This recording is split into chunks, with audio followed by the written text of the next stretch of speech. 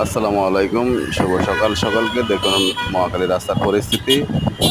দুইটা রাস্তা একদম ফাঁকা আছে। আপনার পারামগঞ্জ যেতে চাইলে অবশ্যই তেমন একটা জামে পড়তে হবে না। আর যদি বনানী পারামগঞ্জ দিকে পুরো রাস্তাটাই মোটামুটি এই মুহূর্তে ক্লিয়ার আছে। আর মগবাদ দিকে যাইতে হইলে অবশ্যই এটাও ক্লিয়ার আছে। বড় ধরনের কোনো জাম নাই, পুরোই ক্লিয়ার এই মুহূর্তে। এটা হলো আজকে সকালে জ্যামের আপডেট।